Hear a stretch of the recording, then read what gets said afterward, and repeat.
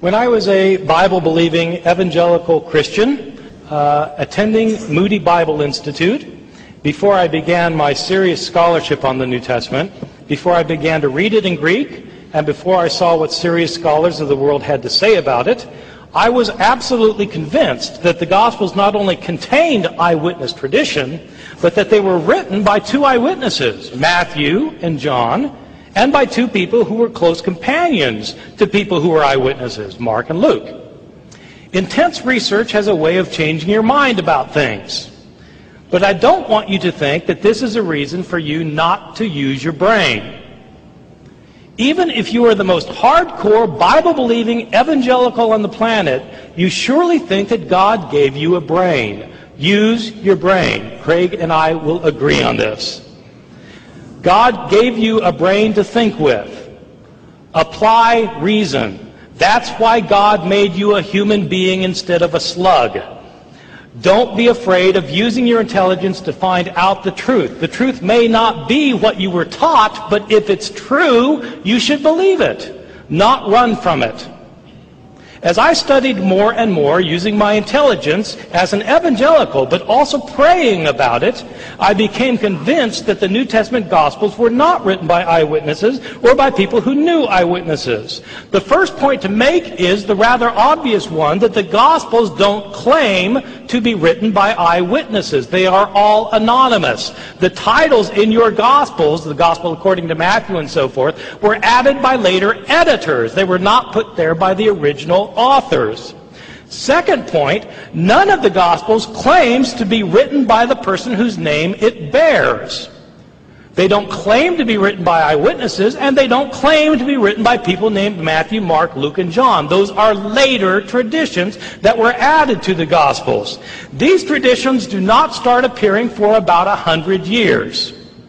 Some people think that there is an early church father named Papias who attests to the witness of Mark and Matthew, but in fact there are very solid reasons for thinking that Papias, who lived around the year 120 to 140, is not referring to our Mark or our Matthew. The first time anybody refers to Matthew, Mark, Luke, and John by name is Irenaeus in the year 180, 100 years after these books were written.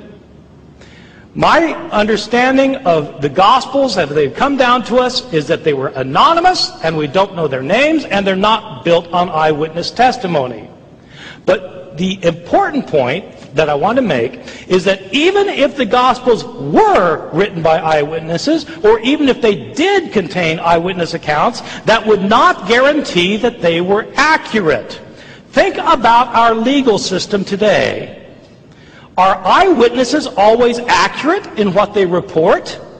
If so, why do we have trials that call in testimony more than one eyewitness? If eyewitnesses were always 100% accurate in what they report, we wouldn't need law courts. If we wanted to know what happened, we would simply ask somebody. Eyewitnesses do not always get all the information right. But even if they did, it wouldn't matter because the Gospels of the New Testament don't claim to be written by eyewitnesses, and in fact they were not written by eyewitnesses. The Gospel writers were living 40 to 50 to 60 years after Jesus died. They wrote the Gospels in Greek. Jesus' language was Aramaic. These Gospel writers were living in a different country. Decades later, where did they get their information from? They were not the followers of Jesus. They don't claim to be followers of Jesus, the disciples. They're written by later people decades later in a different language. Where did they get their information from? They heard stories about Jesus that had been in circulation year after year after year, decade after decade, down to the time that the Gospel writers living in a different country, speaking a different language, heard the stories. What happens to oral stories when they are transmitted orally? They change.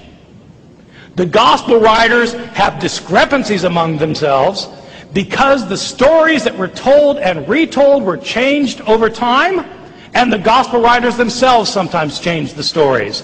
That's why there are discrepancies. That's why scholars might be able to tell you generally what Jesus was about. They can list 8 things that Jesus did, but they can't tell you the details and agree. Why can't scholars agree? Because there are so many discrepancies that the Gospels are not reliable. Number